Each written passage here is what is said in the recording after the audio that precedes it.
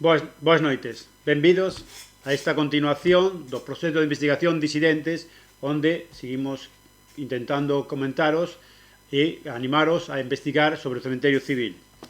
Continuamos con este proceso de investigación, sempre aberto ás aportacións. Hoxe falaremos das vidas, dos nomes, as voces baixas. Aurora Paz, Eliseo Fernández e Dani Palleiro son os investigadores. Aurora Paz, investigadora e historiadora, nos falará das breves historias de vida dos nomes das persoas soterradas no cementerio civil. Eliseo Fernández, membro da equipa de pesquisa, falaremos de máis nomes, máis e máis nomes. Isto é unha historia aberta, seguimos recollendo nomes. Daniel Palleiro, iniciará esta charla cos monumentos obreiros funerarios. Dani, por favor. Bueno, antes de comezar, a falar de historia concreta dos monumentos obreiros en San Amaro, habría que aclarar a que nos referimos co concepto de monumento obreiro. Con monumentos obreiros nos referimos a aquelas construcións conmemorativas que remiten a alguna parte da historia do movimento obreiro, que xeralmente son xeradas por suscripción popular, por iniciativa de algún colectivo, sindicato, centro de estudios sociais, Ateneo, para conmemorar algún feito histórico ou algunha figura relevante da historia do movimento libertario. Neste caso referímonos ás que están no cemiterio de San Amaro. Concretamente hai dous no cemiterio de San Amaro, dous tipos de monumentos obreiros funerarios, que serían a columna tronzada dedicada a Francisco Llerena, xa desaparecida, logo entraremos máis ao detalle, e tamén o monumento ás vítimas da folga de 1901, da folga de consumeiros, que esa afortunadamente aínda sobrevive e é probablemente o único monumento obreiro histórico que se conserva na Coruña. Ambas, como decía, usan a forma, o modelo da columna tronzada, que, bueno, é un modelo que se emprega pois por diferentes comunidades, diferentes credos, dende hai moito tempo. Dende os cristiáns, os masóns empregaron moito, e bueno, é un símbolo, un signo pois con diferentes interpretacións, diferentes cargas simbólicas, das que, bueno, agora vou comentar tres que probablemente estén relacionadas con esta tradición obreira ou que tiveran en conta os obreiros da Coruña cando levantaron estes monumentos. Por un lado, a columna, que é un símbolo de firmeza e estabilidade, cando se presenta truncada,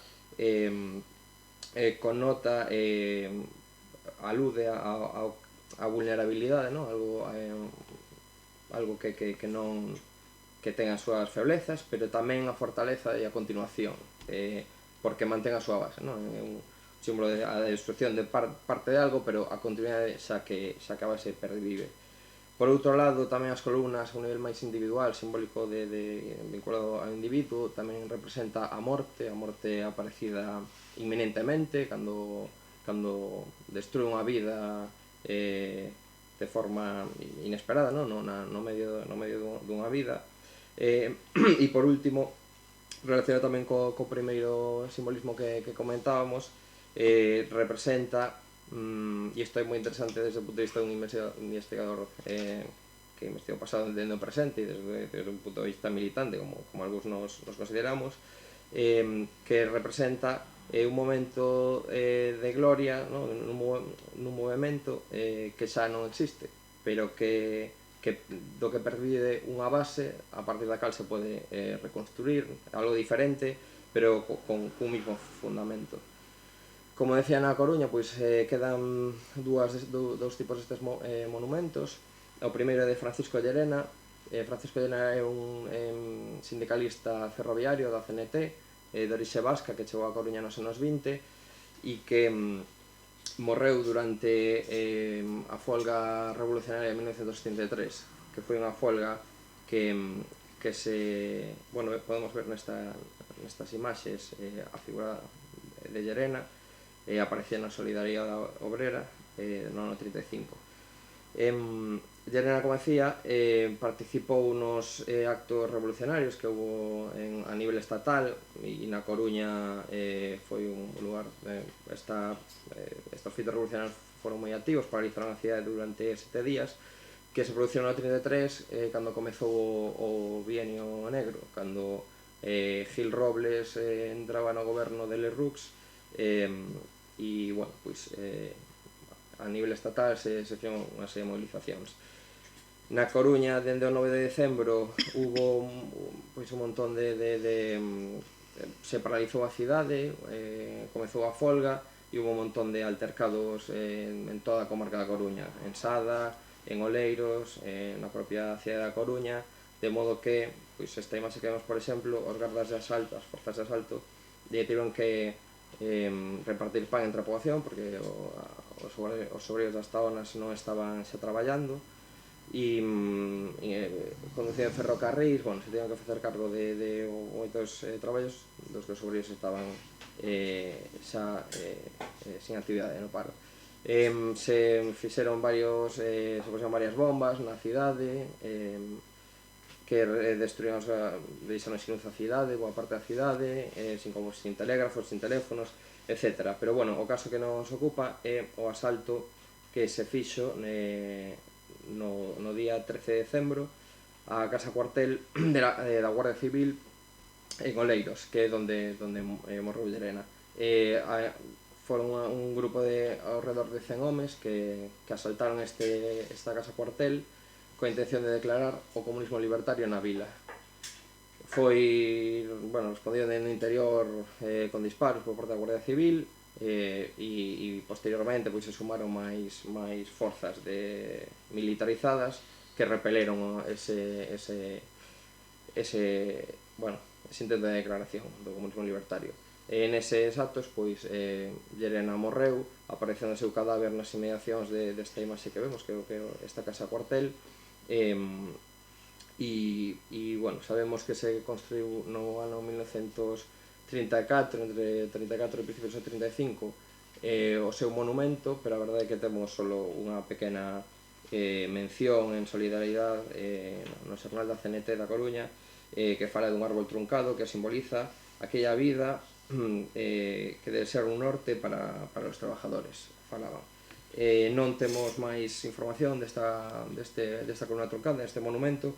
Simplemente sabemos que foi destruída en algún momento despois do golpe militar, pero non temos máis información de cando puido ser.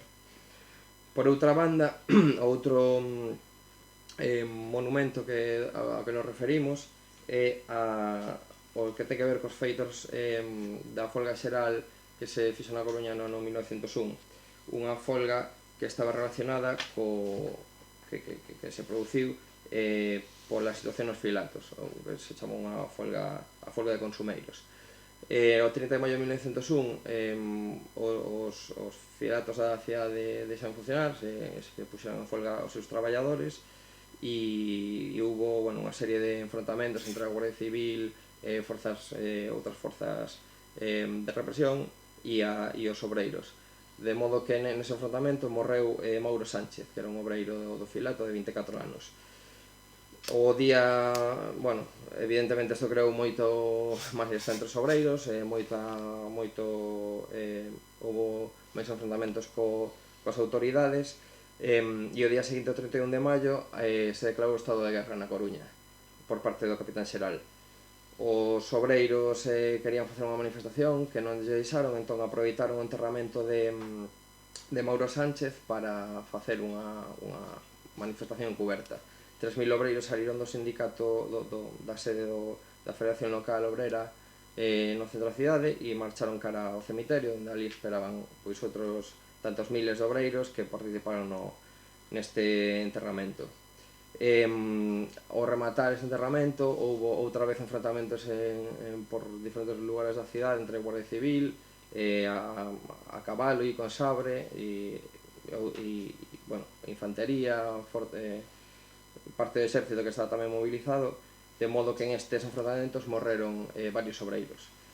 Jacobo García, Antonio María Veiga, Francisco García Lodeiro, Antonio Bruno Horro, e tamén as traballadoras do Hotel de Francia Benita García Torres e Manuela González Seijo, con unha bala cruzada que acabou no hotel, así como a viúva Josefa Corral, que non era obreira, era unha burguesa do centro, pero tamén unha bala atravesou a súa galería, acabando, causándolle a morte.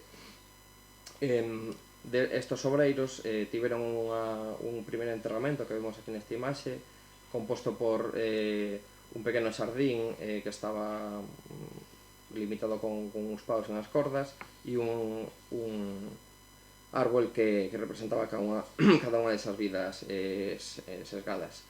Tamén había un tronco tronzado que representaba con unha coroa de flores donde se leía loas a estos obreiros mortos e que se día a vuestro recuerdo, jamás olvidarán los obreros del universo. Se podía ler nunha desas cintas.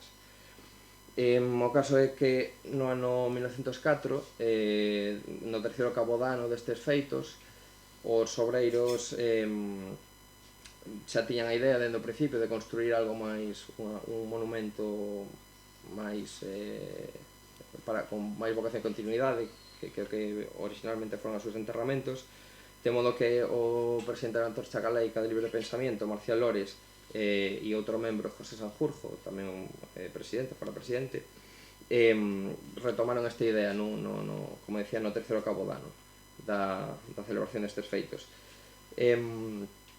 Propuxeron a creación dunha comisión para traballar sobre a construción deste monumento que encabezou Eduardo Paredes. Se pode ver aquí as imaxes destos obreiros libertarios e pertencentes á Gran Torcha. Eduardo Paredes levou a cabo, xestionou, presidiu esta sociedade onde participaban os entes de outros sindicatos, de modo que este monumento puido ser, a menos de 2 anos despois, puido ser inaugurado no cemiterio de San Amaro, no terceiro departamento. Neste acto se fixo entrega, participou o propio Eduardo Paredes, que fixo entrega de parte das sociedades obreiras, ao alcalde e ao concello dese monumento para que o xestionaran e o cuidaran, o monumento que fora creado por ascripción popular, en participación de todos os obreiros. Consta, como decía, este é o único que sobrevive, sigue estando no cemiterio, se pode ir a visitar hoxe en día, e consta de unha base bastante amplia e sobre a que hai unha columna truncada e que recolle os nomes dos diferentes obreiros mortos nesa ocasión. Foi construído por un marmoreiro, o señor Cuadrado, e o dito, se pode visitar en calquera momento, pero permanece ali e de feito hai unha continuidade na reivindicación desta memoria dende a súa inauguración en 1906, que perviu hasta hoxe en día. Nunca se deixou de ir a deixar flores nos días de maio, incluso parece que durante a ditadura de Franco se continuou por algún tempo facendo isto, e incluso hoxe en día un sindicato como a CGT sigue indo ali cada 30 de maio ou principios de xuño a facer esta ofrenda floral e falar destes feitos.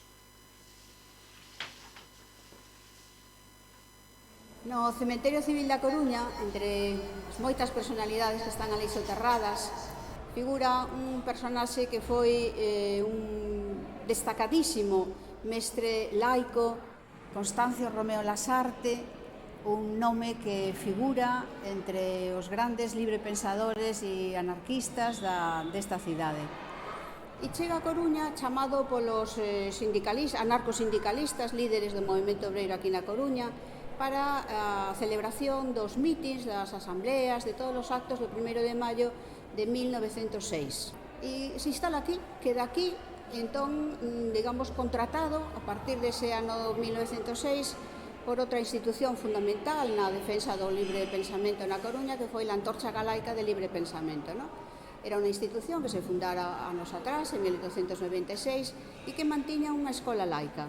Entón, o contratan para dar clase na Rúa do Socorro, número 37, ali estivo sempre, E a parte das nenas a levaba a compañeira de Constancio, que era Luisa Elizalde, non? Como pasa con casi todas as mulleres que non teñen un cargo público e, polo tanto, bueno, pues aparecen citadas por ese cargo, resulta difícil coñecer algo máis desta muller, que debía ser pues, tan importante, digamos, a hora en fin, de transmisión do ensino laico como seu marido, non?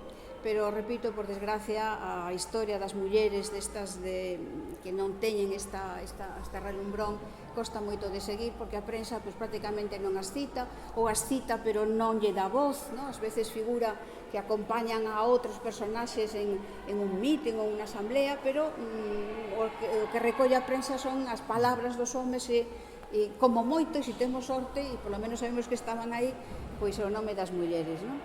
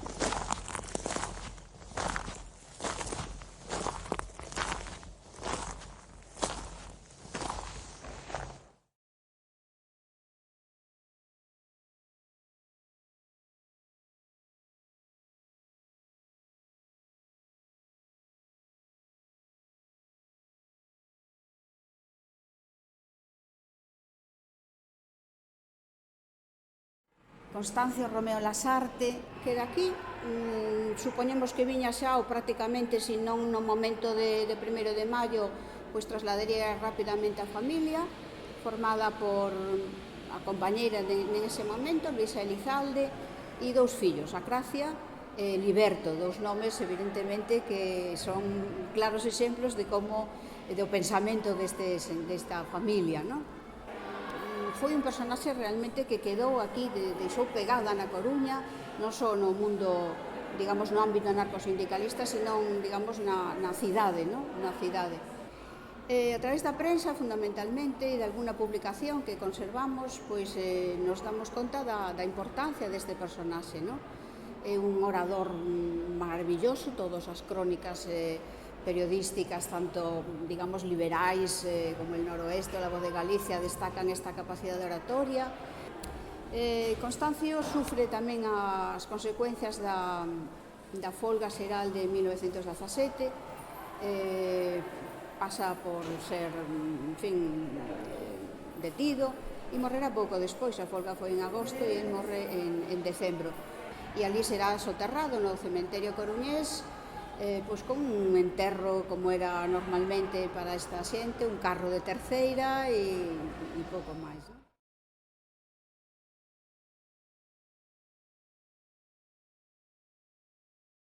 Bueno, hoxe no cementerio civil podemos tamén visitar moitos nichos e moitas lápidas de xentes interesantes da nosa historia, da historia da Coruña, que, bueno, vou vos falar moi brevemente de algunhas das súas historias de vida, de algúns dos personaxes máis coñecidos, por suposto hai moitísimos máis, dá para moita investigación, pero comezo polos personaxes máis coñecidos como, por exemplo, a familia Casares. A familia Casares son a familia de Santiago Casares Quiroga, que, como sabedes, foi presidente da Segunda República Española. No arquivo atopamos compras de 2 tumbas feitas por Santiago Casares Paz, que era o pai de Santiago Casares Quiroga. Era masón e militante no Partido Republicano Federal. Foi concelleiro da Coruña e tamén alcalde en 1917. Era o pai de Arturo, de Santiago, como xa dixen. Bueno, el non está enterrado no cemiterio civil, pero sí pagou 2 lápidas, que son as de Arturo Casares Quiroga, que, bueno, morreu de tise, moi novo, antes dos 30 anos, era irmán de Santiago, e o ano seguinte, en 1904, morreu o irmán de, ou seja, o tío de Santiago Casares Quiroga, o irmán de Santiago Casares, José Casares Paz. Estas 2 lápidas están ali. Son moi sinxelas, branquiñas, somente veñen os nomes, están na parte central do cemiterio. Outra personaxe mítica da historia da cidade é Federico Tapia. Federico Tapia Segade naceu e morreu no século XIX, non chegou a vivir no século XX, foi alcalde da Coruña entre 1872 e 1873. Era tamén republicano e masón, concretamente da loxa La Herculina. Que máis podo dicir deste home? Estivo presente no primeiro congreso do Partido Republicano Federal, era libre pensador, heterodoxo e anticlerical. El quería enterrarse no cemiterio civil, e o gobernador civil Linares Rivas, que era do Partido Conservador, e o arcebispo obrigaron a que sí, que así fose, que non o querían no cemiterio católico. Fíxose un cortexo fúnebre moi breve, pero que asistiron moitos líderes republicanos e moitos cidadáns, incluso unha manifestación despois do seu enterro. En 1899 adicouselle unha rúa nunha zona da cidade que hoxe é moi pouco republicana, curiosamente. Máis xente. Bueno, podemos entrar agora en xente máis adscrita ao antifranquismo e máis activa políticamente, como Ramón Maseda Reinante, que tamén ten un nicho ali. Ramón Maseda Reinante era presidente da Agrupación Socialista da Coruña, do PSOE, foi secretario da Liga Española de los Derechos del Hombre e tamén foi presidente, en algún momento, da Antorcha Galaica Libre Pensamento, da que xa falamos máis veces aquí, e membro da Asociación Germinal. Tamén foi promotor, un dos promotores do grupo de vivendas unifamiliares do Campo de Marte. De feito, ten un monumento no Campo de Marte dende os anos 80 dedicado a él. Bueno, foi detido o 20 de xullo de 1936, 2 días despois do golpe de Estado fascista, e foi fusilado no Campo da Rata o 31 de agosto dese mesmo ano do 36. O seu nicho no cemiterio civil ten dedicatoria dos seus compañeros do PSOE, concretamente pon vuestro sobrino e vuestros compañeros del Partido Socialista non os olvidan, e xa pon ali que morreu, finou o 31 de agosto de 36. Ten tamén ficha na plataforma Nóvense Voces de represaliados do franquismo en Galicia. Outro home, xa máis libertario, máis activo, é José Villaverde Velo. José Villaverde Velo tamén morreu no 36, tamén foi asesinado polos fascistas. Era moi activo, foi un carpinteiro que naceu en Santiago, viviu en Vigo e logo marchou a Coruña cando era máis maior. En todas estas tres cidades estivo superactivo políticamente. Xa cando era adolescente xa estaba na Federación Local de Sociedades Obreras en Santiago de Compostela, tamén dirixiu o Sindicato de Transporte de Vigo máis adiante, logo a Sociedade de Carpinteros e Ebanistas, que era unha sociedade anarquista en Vigo, colaborou con o Ateneo Sindicalista. Bueno, fixo moitísimas cousas. Era un militante libertario da CNT, participou na constitución da CRN, a Confederación Regional Galaica, bueno, dirixiu periódicos como Solidaridade Obrera, periódicos como Despertad, Combate Sindicalista, todo este tipo de diario libertario. Bueno, que máis fixo este home? Tiña presenza en todos os conflictos xa despois durante tempos da República. Incluso chegou a estar en prisión en Pontevedra en tempos do bienio de Guitista. Criticouselle por non querer intensificar as loitas fronte á legalidade republicana porque el consideraba que había que aproveitar a República para que lles axudara a fortalecer o sindicato e as alianzas obreiras. E por iso, bueno, fano abandonar o seu cargo no 33. Tamén era partidario das alianzas co sindicato UGT, etc. Pero finalmente, tras o golpe de Estado de 36 é detido e encarcelado. Bueno, os fascistas fanlle unha proposta que é a de ser o líder dos novos sindicatos falanxistas verticais, ao que ele se nega. Literalmente, he vivido cenetista e moriré siéndolo. Efectivamente, paseado polos golpistas en Arteixo o 24 de setembro do 36, tiña 42 anos e tamén, por suposto, ten ficha en Nomes e Voces, bueno, pois é un líder anarcosindicalista galego que podedes visitar efectivamente o seu nicho ali no cemiterio civil. Outra personaxe que volvemos un poquinho máis para atrás, este morreu en 1918, José Martínez Fontenla. Era abogado, periodista e político republicano e unha das personaxes do republicanismo na Coruña. Membro do Partido Republicano Autónomo de La Coruña, fundado por ele e polo médico Rodríguez, que tamén ten unha rúa nunha zona pouco republicana da cidade. Tamén era un partido onde logo militaría Santiago Casares Quiroga, dirixe o periódico El Tribuno, El Telegrama, tamén foi concelleiro e alcalde accidental en 1901 e 1902. Bueno, fixo moitas cousas, como medidas de salubridade contra a viruela, fixo cousiñas cando foi alcalde da cidade, e cando morreu, en 1918, o enterro foi organizado polo Concello con a asistencia de Federación Obrera, Casino Republicano, a Coral Eleco, que todavía existe, sindicatos, cámaras, reis, academias, colexios profesionais, bueno, ten rúa na cidade, que logo no franquismo foi sustituída polo nome Calle del Palomar. Bueno, a súa familia, por último, cando foi a golpe de estado fascista e o franquismo, sufriu a represión e o exilio por ser descendentes desta persoa que era unha personaxe republicana. E por último, vou vos falar de Amparo López Llín, dunha muller que era unha muller moi interesante, sufraxista e galeguista, presidenta da Agrupación Republicana Femenina da Coruña, que nos anos da República, e tamén era militante do Partido Galleguista dende 1935, e foi a primeira muller bachaler da cidade. Unha cousa interesante é que ela, sen casar, ela quixo convivir sen casar, neses tempos que era un escándalo, co político republicano e periodista e masón César Albajar Diéguez.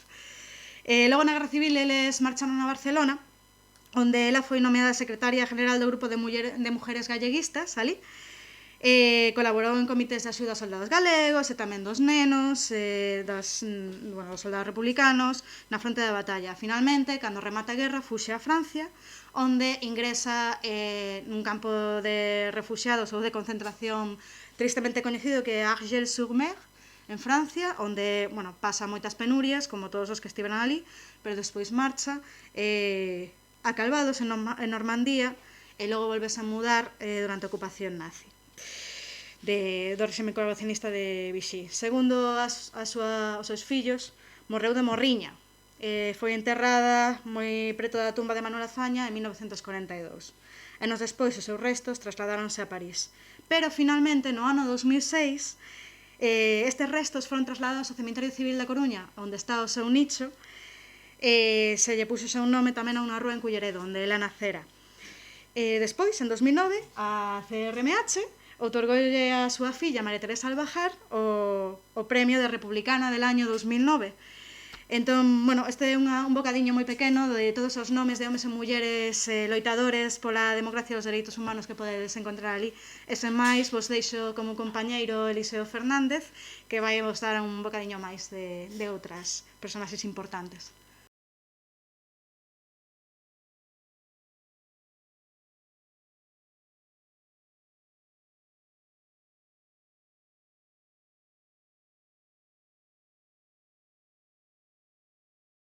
Conserva é a de Alfredo Vilas Iglesias, que nacera en Compostela en 1854 e era un abogado republicano que na súa altura foi considerado un dos mellores oradores do seu tempo, tanto no ambiente xurídico, defendendo en xuizos, como tamén no político. Era alcumado, de feito, como o castelar galego. E como tal, ademais, pois foi unha das persoas que falou no enterro de Rosalía de Castro en San Domingos de Moraval en 1892. Era presidente do Círculo Republicano de Santiago e viviu algún tempo na Coruña, onde foi concelleiro. Cando morreu, estaba no Grove e ali dice que por 6 veces rexeitou os chamados auxilios espirituais, ou sexa, cregos que se lle achegaron para pedirlle que morrera dentro da Igrexa Católica e el negouse consecuente cos seus ideais. Finalmente, Ao morrer, a familia quixo enterralo en Santiago, tamén o quixo enterrar en Touro, pero lle foi impedido pola Igrexa e tivo que ser trasladado a Coruña, onde está enterrado no cemiterio civil e é por iso que hoxe temos ali a súa lápida. Outra das persoas que está enterradas no cemiterio civil, mais dos que seguramente, como moitos, seguramente non se conserve a súa lápida, é Liberto Romeo Elizalde. Se cadra vos sona o nome, pois hai pouco vos falou del ou da súa familia, a Ana Romero. Pois Liberto era o fillo de Constancio Romeo, o mestre da Escola da Antorcha Galaica do Libre Pensamento, e de Luisa Elizalde, que era a mestra da Escuela Integral para Niñas. Liberto Romeo pois foi enterrado cando morreu en 1921 civilmente, tanto por unha banda polos seus eh, probablemente, digamos, os seus conviccións anticlericais ou librepensadoras, as dos seus pais, consecuentes, mais tamén pola súa condición de suicida, pois se tiña suicidado quitándose a vida cando era aínda moi novo. Outra das figuras das que probablemente non se conserve a lápida sexa a de Marcial Lores García. Tamén se falou antes del, pois fora un dos membros da Antorcha Galaica do Libre Pensamento. Marcial Lores era tipógrafo e durante moitos anos foi un dos máis coñecidos militantes anarcosindicalistas, integrante das primeiras xeneracións deste movemento que no século XIX colleu unha enorme forza na cidade da Coruña. El foi, ademais, durante algún tempo un dos promotores do xornal El Corsario, que foi un dos xornais anarquistas máis importantes da época, que ademais tivo, digamos, a virtude e a posición salientable de ser un dos poucos xornais de toda a península que apoiou aos independentistas cubanos cando estaban en loita con España. Foi expulsado de Cuba cando viaxou ali nos inicios do século XX e voltou a Coruña. Aquí viviu durante moitos anos militando na Sociedade de Tipógrafos, militando tamén na Sociedade Cooperativa Obreira, na Antorcha Galaica, no Centro de Estudios Sociales Germinal, e rematou morrendo en 1931 e algúns dos seus fillos tamén foron militantes anarcosindicalistas. Outro dos personaxes enterrados civilmente na Coruña moi coñecidos foi Juan No Iglesias, tipógrafo, tamén militante anarcosindicalista, fora un dos máis destacados militantes da década de 1910. Unha época na que se dá, digamos, o momento quizáis máis dinámico do momento anarcosindicalista na altura, até o punto que nalgún escrito dos seus oponentes foi a Coruña denominada como un cantón sindicalista, un lugar onde os sindicatos anarcosindicalistas tiñan unha enorme forza, publicaban un semanario La Voz del Obrero, no que participou Juan No, e onde un pouco, en certa medida, marcaban a pauta das reivindicacións laborais e na consecución de dereitos para a clase traballadora. Juan No foi promotor de moitas iniciativas editoriais na cidade da Coruña, por exemplo, a Biblioteca La Internacional, con Enrique Taboada e outros, e finalmente morreu tuberculoso despois de estar preso a consecuencia da folga xeral de 1917. A súa figura foi lembrada por persoas de todas as tendencias e foi unha figura moi lembrada na cidade da Coruña. Por lembrar tamén algunha muller, quero recuperar o nome de Rocío Montes Dón, que morreu na altura de 1920 e non sabemos moito dela, como pasa lamentablemente con moitas mulleres. Sabemos sí que era filla de José Montes, que era un militante anarcosindicalista coruñés, un dos máis coñecidos, e irmá tamén de Manuel Montes Dón, que foi un militante da CNT coruñesa moi destacado nos traballos de organización dos sindicatos pesqueiros e que morreu asasinado despois do golpe militar a consecuencia da súa participación en fuxidas por vía marítima desde a cidade da Coruña nos anos de 1936, 1937 e incluso en 1938. Despois de estar 3 anos pelexando para intentar axudar a outros compañeiros e compañeiras a marchar primeiro cara a Asturias ou País Vasco, despois cara a Francia, pois el deixou a súa vida asasinado polos fascistas. Eh, coa memoria de Rocío Montesdón, pois recuperamos a memoria de algunhas das mulleres que tamén foron protagonistas desta historia que lamentablemente hoxe non lembramos. E con isto xa pecho esta pequena lembranza de memoria de homes e mulleres que se enterraron civilmente e que hoxe coñecemos un pouco máis grazas a este proxecto de recuperación da memoria.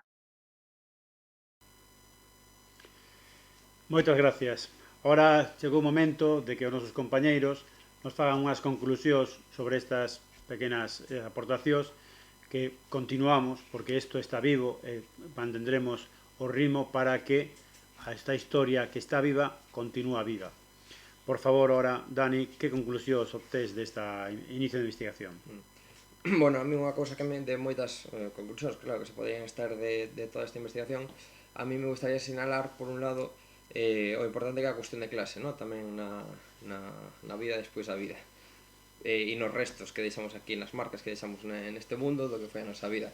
Porque se nos fixamos no cemiterio, moitas das tumbas que continúan estando ali son de xente que son de burgueses ou de, nas ocasións, incluso xente presente do movimento libertario ou movimento obreiro moi destacadas, non? A maioría da xente de condición obreira que viviu non queda ningún rastro dele. Entón, unha conclusión que se pode estar de todo isto, e ademais, bueno, está, si vas a hemeroteca se descubren moitas denuncias respecto de o caro que é un enterramento ou a diferente condición que hai de un burgués que se pode pagar unha tumba a perpetuidade de alguén que só pode mercala por uns anos e que logo pasa a estar, bueno, os seus restos pasan a estar na fosa común. Pois unha hipótese que sería que a fosa común podía ser considerado o cemiterio obreiro, porque realmente onde terminan os obreiros, as tumbas individualizadas son para quen se as pode permitir, non? Esta sería unha primeira conclusión de moitas que se poden sacar de todo este proceso. Moi ben, Dani. Aurora?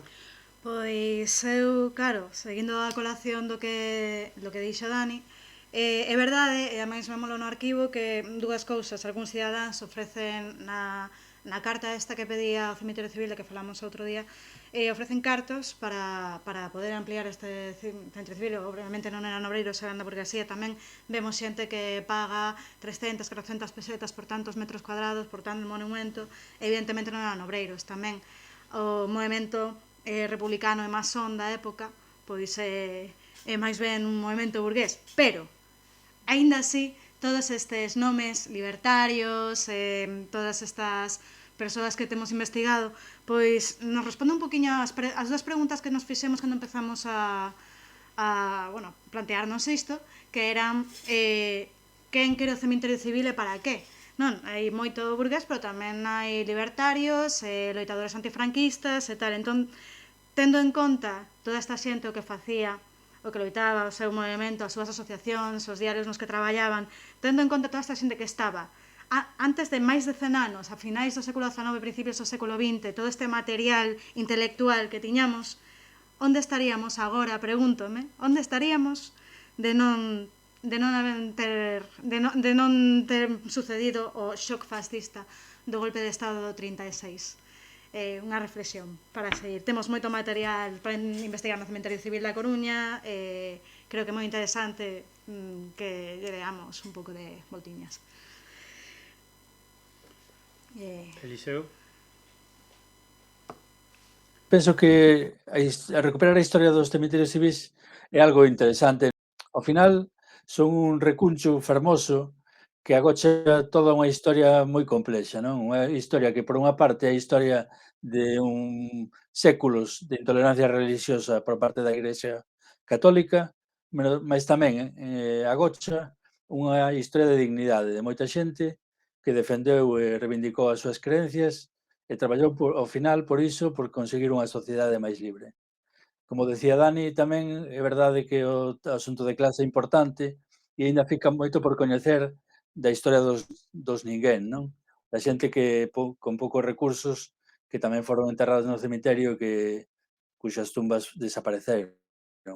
E tamén a memoria das ninguén, as mulleres que repousan ali e das que apenas coñecemos prácticamente nada, ou incluso das que coñecemos vicariamente, non? Porque son coñecidas polo seu parentesco con librepensadores coruñeses ou con militantes sindicais. Eu creo que as súas memorias, como as de moitas outras, merecen tamén ser coñecidas. Eu tamén teño a esperanza de que este primeiro achegamento pois sexa unha porta aberta para a recuperación da súa historia e que todas aquelas persoas que foron enterradas civilmente, alcumados de malos católicos ou de malos españois, recuperen unha dignidade que toda a súa vida pois tamén eles amosaron.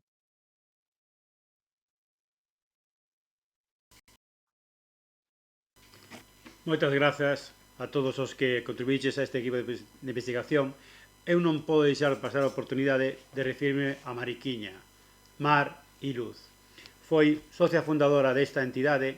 Mar e Luz Mariquiña, filla de José Villaverde, foi unha muller que lle propusimos ser republicana de honra e nos dixo que un anarquista non necesita ningunha honra. Ser persoa era suficiente. Foi unha colaboradora incansable e queremos rendir homenaxe a Mar e Luz Mariquiña, a nosa Mariquiña, que foi unha das precursoras da nosa memoria viva, e que todo este traballo sirva para recuperar a tantas e tantas mariquiñas que temos todos na nosa mente. Sin eles, debedores deles que somos, non existiría a nosa memoria, non estaríamos aquí. Pero vamos a mirar ao futuro. Hemos tido unha mirada ao pasado. Miremos ao futuro tamén. Cal é o noso futuro? O noso futuro é recuperar a nosa memoria. Esa historia viva na que convida a todo o mundo a participar na nosa asociación, aportando cos seus pequenos voces baixas, as pequenas voces baixas que nos falaba Manolo Rivas e que non é caso repetir. Hai que continuar ca memoria, hai que continuar recuperando. Moitas gracias a todos. Nos vemos nos próximos episodios desta espazo virtual que estamos creando entre todos. Moitas gracias e boas noites.